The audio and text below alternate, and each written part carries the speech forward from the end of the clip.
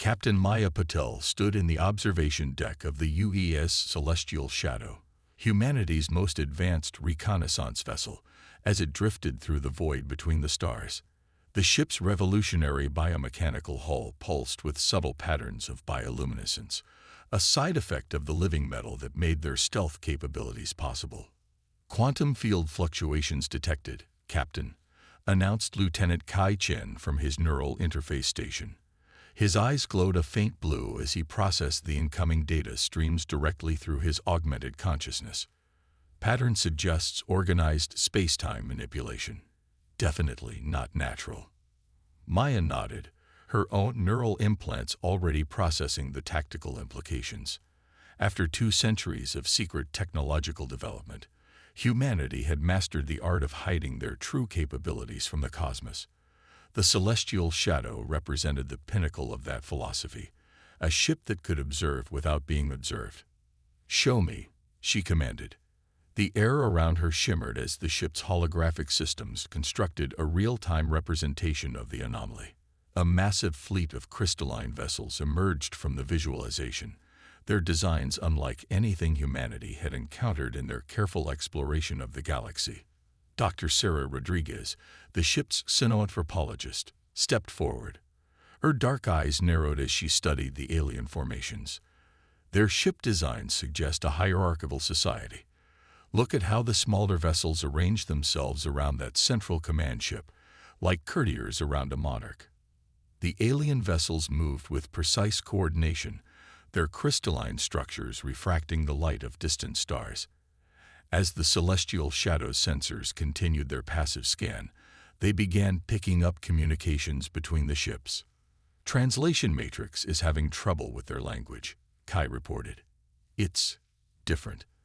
They're not using conventional electromagnetic or quantum communications. It's almost like they're manipulating the fabric of space-time itself to transmit information." Maya felt a chill run down her spine. Humanity had theorized about such communication methods, but had never successfully implemented them. These aliens weren't just advanced. They were operating on principles that Earth's best scientists had barely begun to understand. "I'm getting fragments of translation now," Kai continued. "They call themselves the Vardani. And Captain, they're talking about cleansing this sector of space." The holographic display shifted, showing tactical projections. The Vardani fleet was methodically moving from system to system, their actions suggesting a systematic search pattern. Maya watched as one of their smaller ships approached a rocky planet orbiting a distant red dwarf. What happened next made everyone on the observation deck catch their breath. The crystalline ship extended what appeared to be a scanning beam, but instead of just analyzing the planet, it began to literally unravel its atomic structure. Within minutes, the entire planet had been reduced to its constituent elements, harvested into the ship's crystalline matrix. "They're not just cleansing," Sarah whispered. "They're consuming, converting matter itself into whatever crystalline substance their technology is based on." Maya's neural implants were already calculating possible trajectories. Based on the Vardani fleet's current course, they would reach Earth's solar system within 6 months. The Celestial Shadow's stealth systems were holding. The aliens showed no sign of detecting their presence, but how long could humanity remain hidden from beings who could take apart planets? "Send everything we have back to Earth Command," Maya ordered. "Full quantum encrypted burst transmission, and plot a course that keeps us parallel to their fleet. We need to learn everything we can about their capabilities." As her crew carried out their orders, Maya continued studying the alien vessels. Humanity had spent centuries preparing for first contact, developing technologies in secret while maintaining a facade of primitive radio transmissions and chemical rockets. They had expected to eventually encounter other civilizations, but this was beyond their worst-case scenarios. The Vardani weren't just advanced, they were systematic destroyers of worlds, converting the galaxy into their own crystalline image. And they were heading straight for Earth. "Dr. Rodriguez," Maya called out, "I need you to analyze everything we can learn about their society. There has to be a reason they developed this way, A weakness in their perspective we can exploit. Sarah nodded, her neural implants already beginning to compile anthropological analyses. Their technology suggests a highly ordered mindset, Captain. They seem to value uniformity and perfection. That might actually work in our favor. How so? Humanity's greatest strength has always been our chaos, our ability to innovate in unexpected ways. These beings, she gestured at the holographic display. They're powerful, yes, but they're predictable. They follow patterns, and patterns can be understood. Maya allowed herself a grim smile. Throughout their secret development, humanity had focused on adaptability over raw power. Their ships, like the Celestial Shadow, were designed to change and evolve. Their weapons could reconfigure themselves mid-battle. Their strategies were built around unpredictability. "Send another burst transmission to command," she ordered. "Tell them to begin Protocol Nebula. If the Vardani want to find primitive life in this sector, that's exactly what we'll show them. But in the meantime," she turned to her crew, seeing the same determined expression on all their faces, "we're going to learn everything we can about these beings. Every strength, every weakness, every assumption they make about how the universe should work." The Celestial Shadow continued its silent observation, its living hull adapting to match the background radiation of space. On its observation deck, humanity's finest began the meticulous work of understanding their enemy. The Vardani fleet moved ever onward, unaware that their next target was anything but defenseless. In 6 months, they would learn just how dangerous an apparently primitive species could be. Admiral James Chen stared at the holographic projection filling the underground command center beneath the Mariana Trench. The Celestial Shadow's data painted a terrifying picture. A fleet of crystalline ships systematically converting entire worlds into their own image, leaving nothing but refined crystal in their wake. "Operation Primitive is proceeding on schedule," reported General Maria Santos, her dark hair streaked with silver. "We've dismantled the orbital ring and replaced it with convincing debris fields that suggest early space development. The lunar bases are now hidden beneath holographic masks that make them appear to be simple research outposts." The gathered military leadership watched as simulations played out across the holographic display. On the surface, Earth was transforming. Advanced energy collectors were disguised as crude solar panels. Quantum communication arrays were hidden behind a facade of radio telescopes. The greatest technological masquerade in human history was underway. "What about the biomechanical facilities?" James asked, his augmented eyes scanning through layers of data. "The Vardani's matter-convergent technology will detect any significant biological modifications." Dr. Victor Kane, head of the Biological Integration Division, stepped forward. His own body was a testament to humanity's mastery of bioenhancement, though now those enhancements were carefully hidden beneath apparent normalcy. "We've developed a new camouflage protocol. The living metal in our technology can enter a dormant state that mimics ordinary alloys. As long as the Vardani don't attempt to convert our facilities, they shouldn't detect anything unusual. And if they do attempt conversion..." The question hung heavy in the air. Victor's expression hardened. "Then they'll learn that our living metal doesn't appreciate being consumed. We've engineered it to resist and adapt to their conversion process. It won't stop them, but it will give us warning." The command center's displays shifted to show the approaching Vardani fleet. They were methodically working their way through the Oort cloud now, converting ice and rock into their crystalline substance. Each converted object became another small ship in their ever-growing armada. "The Celestial Shadow reports they're maintaining consistent patterns," Maria noted. "They categorize civilizations based on their visible technology level. According to their communications, they don't even bother fully scanning systems that show only primitive development. They simply log them for later monitoring." James nodded slowly. "So we give them exactly what they expect to see. A young species, barely reaching for the stars, not worth their immediate attention." He turned to the assembled leaders. "What's the status of the defense fleet?" The holographic display shifted again, showing Earth's true military capability. Hundreds of ships powered by living metal and neural interfaces, each one capable of adapting its structure and capabilities mid-battle. They were now hidden in dimensional pockets throughout the solar system, ready to emerge if diplomacy failed. The fleet is in position, Maria confirmed. All ships have their biomechanical systems in dormant mode. From the outside, they'll appear to be simple fusion-powered vessels, if they're detected at all. And Project Watershed. Dr. Kane's eyes gleamed. Ready for deployment. If the Vardani attempt large-scale matter conversion within the solar system, we can activate the quantum entanglement network. Every piece of our living metal technology will respond simultaneously, creating a system-wide defensive web. James studied the tactical projections. Everything depended on the Vardani's assumptions about how technology should progress. They expected to find either primitive civilizations or advanced ones following their own crystalline path.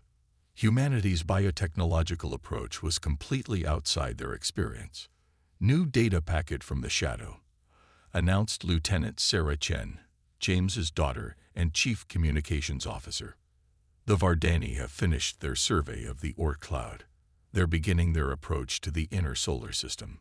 The command center fell silent as everyone watched the crystalline fleet's advancement. Decades of preparation, centuries of hidden development, all coming down to this moment. Humanity had spent generations asking themselves what made them unique in the universe. Now they were about to find out. Send word to all stations, James ordered. Initialize Protocol Artemis. Every settlement beyond Earth needs to look primitive, desperate, and completely harmless. He paused, watching the Vardani ships draw closer. Let's show them exactly what they expect to see. A young species taking its first stumbling steps into space. Throughout the solar system, humanity's greatest achievements began to disappear behind carefully constructed masks of primitiveness. The massive shipyards of Mars vanished beneath holographic dust storms. The thriving colonies of Europa and Titan became simple research stations. Even Earth's glittering cities dimmed their quantum-powered lights, reverting to the appearance of fossil fuel dependency. In the darkness between worlds, the celestial shadow continued its silent observation, recording every detail of Vardani behavior and technology. The crystalline fleet drew ever closer, their sensors already reaching out to catalog another primitive world. Humanity held its breath, waiting to see if their greatest deception would hold. Everything depended on appearing weak enough to ignore, at least until they could understand more about their crystalline visitors. The alternative was a war they weren't certain they could win. Deep beneath the Pacific Ocean, James Chen watched the approaching fleet and whispered an old Earth saying, "The best place to hide is in plain sight." The game of deception had begun. First contact occurred on a Tuesday. The Vardani crystalline ships emerged from the outer solar system in perfect formation, their hulls refracting sunlight in mesmerizing patterns. Humanity watched through hidden sensors as the alien fleet approached Mars, their scanners sweeping the red planet. Captain Maya Patil, now back in Earth orbit aboard the disguised celestial shadow, observed the Vardani's methodical approach. Her ship's living metal hull remained perfectly dormant, appearing as nothing more than a primitive orbital station. They're beginning their scan of the Mars colonies, Kai reported from his neural interface station. Our holographic masks are holding. They're seeing exactly what we want them to see: struggling environmental domes and basic mining operations. The tension on the bridge could be cut with a knife. Everything hinged on these first moments of contact. The Vardani's massive command ship, a crystalline structure the size of a small moon, moved into position above Mars. Then something went wrong. One of the Vardani's smaller ships approached the Olympus Mons research facility, or rather what appeared to be a research facility. Its scanning beam activated, beginning the matter conversion process that had destroyed so many worlds before. "They're not following their pattern," Dr. Rodriguez said, her voice tight. "They should have just logged and moved on. Why are they?" "Emergency transmission from Olympus Base," Kai interrupted. The conversion beam is reaching their containment units. The living metal is reacting. Maya's augmented reflexes kicked in as she processed the situation. The Vardani's unexpected action had triggered their defensive protocols too early. If the living metal in the Mars facility fully awakened to defend itself, their entire deception would be revealed. "Send the abort code," she ordered. "Tell them to let the facility be converted." "We can't." But it was too late. The primitive research station's walls suddenly rippled with awakened living metal, instinctively resisting the conversion process. The Vardani ship's beam stuttered, its crystalline structure vibrating with what seemed like surprise. For 3 seconds, nothing moved. Then every Vardani ship in the solar system oriented toward Mars. "Multiple transmission bursts detected," Kai reported. They're calling us world shape thieves and bio-abominations. Their language is becoming much more aggressive.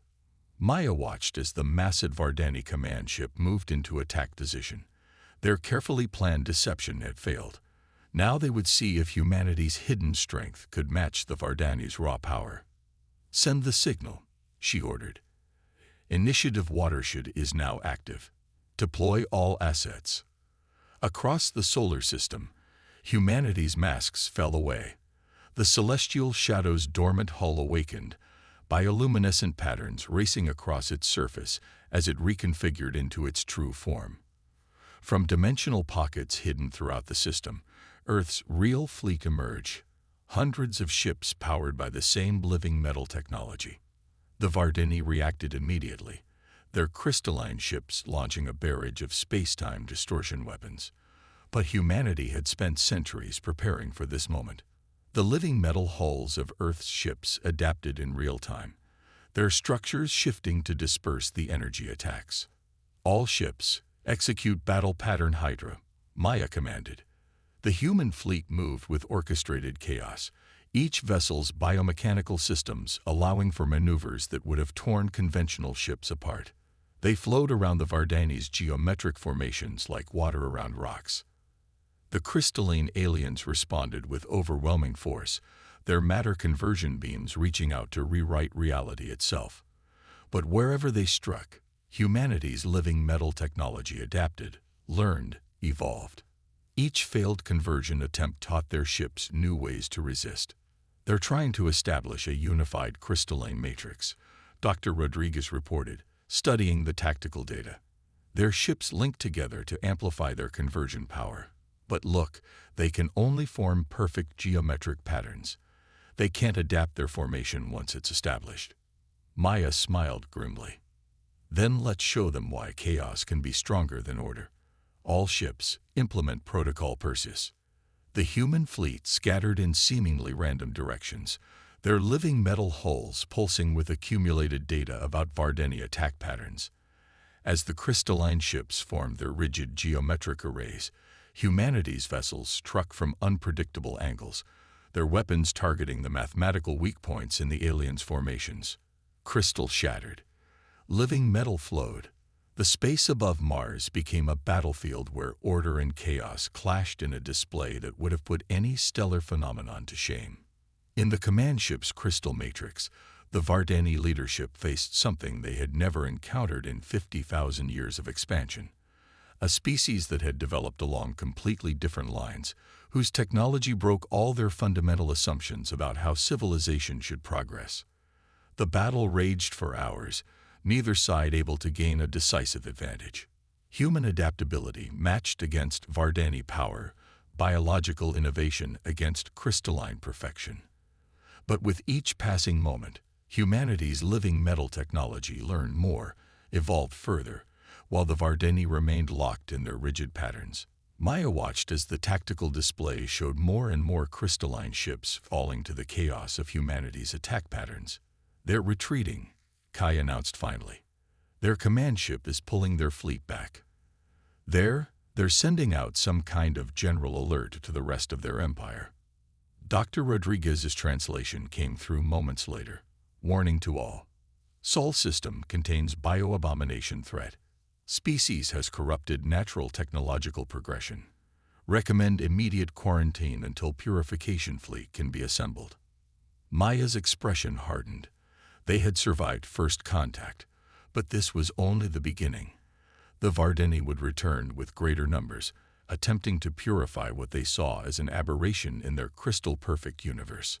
But humanity would be ready. Their living metal ships would continue to evolve. Their chaotic strategies would become even more unpredictable.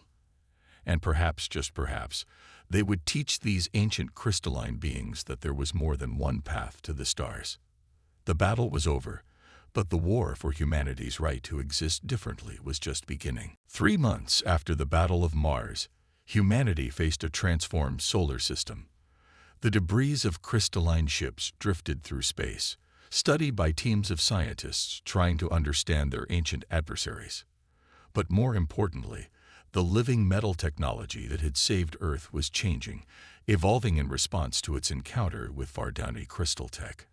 Admiral James Chen stood in the Lunar Deep Laboratory, watching as Dr. Victor Kane demonstrated their latest breakthrough. A sample of living metal flowed across the containment chamber, occasionally forming crystalline structures before dissolving back into its organic state.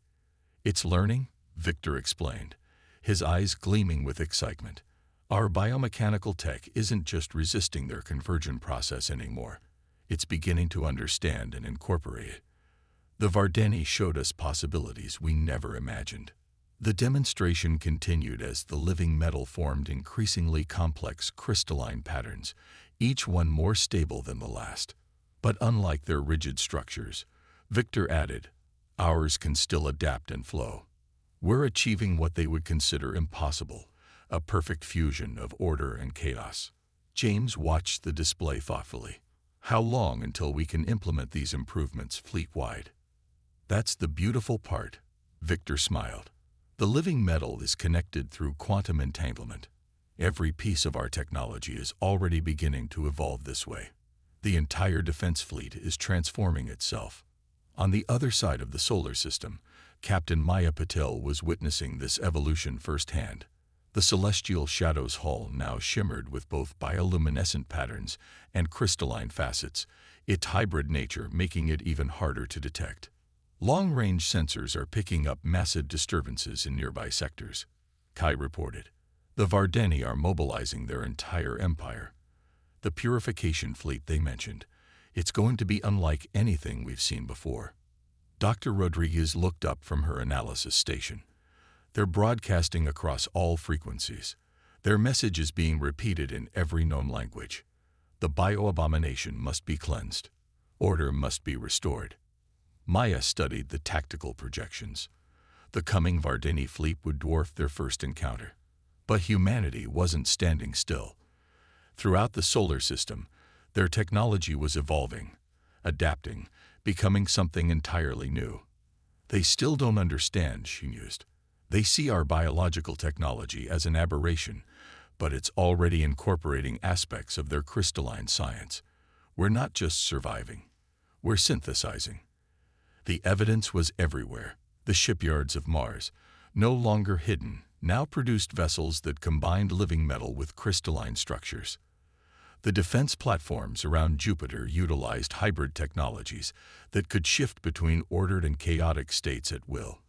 Even Earth's cities were transforming as the learned principles of crystal engineering enhanced their existing biomechanical systems. In the Lunar Deep Laboratory, James received the latest intelligence reports. The Vardeni purification fleet will arrive in 6 months. Their numbers are significant. Then we have 6 months to continue evolving, Victor responded. He gestured to another containment chamber where multiple samples of living metal were interacting with salvaged Vardani crystal tech. Every day, we understand more about how their technology works. Every day, our own systems grow stronger. The advances weren't limited to military applications. Medical facilities across Earth were already implementing hybrid biocrystal healing techniques. Communication systems were being enhanced with crystalline precision while maintaining their adaptive flexibility. Humanity was experiencing a renaissance of innovation, sparked by the very beings who sought to destroy them. On the celestial shadow, Maya reviewed the latest fleet exercises. Human ships now moved with impossible grace, their hybrid hulls allowing them to shift between fluid organic movement and crystalline precision as needed. Battle formations could transform from chaos to order and back again, making them completely unpredictable to traditional Vardani tactics. "They thought we were an aberration," she told her crew. "But we're proving that there's strength in synthesis, the ability to understand, adapt, and combine different approaches. That's humanity's true power." Deep space sensors detected the approaching purification fleet, their numbers growing daily as more Vardani ships joined the crusade against what they saw as a biological corruption of proper technological development. But with each passing day, humanity's defenses grew stronger, their understanding deeper. In orbit around Saturn, a new type of facility was taking shape, a massive structure that combined living metal with crystalline engineering in ways that even the Vardani had never imagined. Project Prometheus, they called it, a symbol of humanity's ability to take different paths and make them one. The coming battle would not just be for survival. It would be a clash between two fundamentally different ways of viewing progress. The Vardani's insistence on a single, pure path of development against humanity's embrace of synthesis and adaptation. As the purification fleet drew closer, humanity prepared to demonstrate that true strength lies not in rigid adherence to one way of thinking, but in the ability to learn, grow, and combine seemingly opposing forces into something greater than the sum of its parts. The next confrontation would determine not just the fate of Earth, but the future of technological development throughout the galaxy. Project Prometheus lit up the rings of Saturn like a new sun. The massive hybrid structure, combining living metal and crystal technology, pulsed with energy as the Vardani purification fleet emerged from deep space. Their numbers were staggering. Tens of thousands of crystalline ships arranged in perfect geometric patterns, each one dedicated to eliminating what they saw as a biological corruption of proper technological evolution. Captain Maya Patel stood on the bridge of the transformed celestial shadow, her ship now a perfect synthesis of organic flow and crystalline precision. "They've arrived exactly as predicted," she noted, "still following the same rigid patterns, even after everything they've seen." The Vardani fleet's formation was a thing of mathematical beauty, a vast three-dimensional lattice of crystalline vessels, each one positioned with perfect precision. Their command ship, now the size of a dwarf planet, took position at the exact center of their formation. Their broadcasting. Kai reported from his neural interface station. His own consciousness had evolved along with their technology, allowing him to process both organic and crystalline data streams simultaneously, making their final demands. The message echoed through every communication system in the solar system. "Bio-abominations of Sol, you have corrupted the natural order of technological progress. Surrender now for purification or face extinction. There is only one true path to advancement." Admiral James Chen's response, transmitted from Project Prometheus, was brief. "We choose to walk multiple paths at once." What followed would be remembered for millennia as the Battle of Synthesis. The Vardani fleet advanced with overwhelming force, their matter conversion beams reaching out to rewrite reality itself. But humanity was ready. The defense fleet moved like a living thing, ships flowing between ordered and chaotic patterns unpredictably. Where the Vardani expected resistance, they found emptiness. Where they expected weakness, they found strength. Humanity's hybrid vessels phased between states of matter, their living metal crystallizing and dissolving in ways that defy the aliens' fundamental understanding of physics. "They still don't understand," Dr. Rodriguez observed, watching the battle unfold. "They see our adaptation as corruption, but it's actually transcendence. We're not just combining technologies. We're proving that their entire worldview is too limited." The true purpose of Project Prometheus revealed itself as the battle reached its peak. The massive Saturn facility wasn't just a weapon or a defense system. It was a demonstration. As the Vardani fleet pressed their attack, The structure began to resonate with their ship's crystalline matrices. "Send the message," Maya ordered. "All frequencies, all languages, directly into their crystal network." Through Project Prometheus, humanity transmitted not just words but understanding. The facility's hybrid nature allowed it to communicate on the Vardani's own level, showing them directly how biological and crystalline technologies could work together, enhance each other, create something greater than either could achieve alone. The effect was immediate and profound. Throughout the Vardani fleet, ships began to falter as their crews received information that challenged 50,000 years of certainty. The perfect geometric formations wavered as individual captains and crews faced a fundamental question. What if there was more than one path to the stars? "Their command ship," Kai announced. They're requesting direct communication, not to make demands. They want to understand." For the first time in their long history, the Vardani encountered something their rigid worldview couldn't explain. A species that had taken their pure crystalline technology and merged it with biological systems to create something entirely new.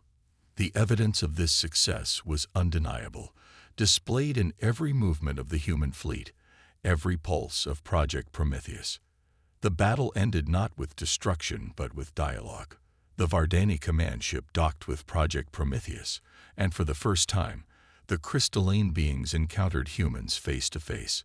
They saw beings who had enhanced themselves with living metal and crystal technology working in harmony, achieving things the Vardani had long thought impossible.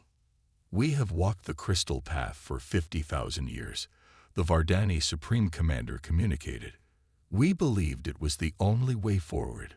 But you have shown us that evolution can take many forms." The war ended that day, but its impact was just beginning. The Vardani, faced with irrefutable proof that their single-minded approach to technology was unnecessarily limiting, began to change. Some of their ships remained in the solar system to learn from humanity, while others carried the message of synthesis back to their empire. Maya stood with Admiral Chen on Project Prometheus's observation deck, watching Vardani and human scientists working together to explore the possibilities of their combined technologies. "They needed this," she said. "Maybe we all did. A reminder that progress isn't about following a single path. It's about having the courage to forge new ones." The stars shone down on a changed solar system. Humanity had faced extinction and emerged not just victorious but transformed. They had proven that strength lies not in rigid adherence to one way of thinking, but in the ability to adapt, combine, and transcend. The age of synthesis had begun.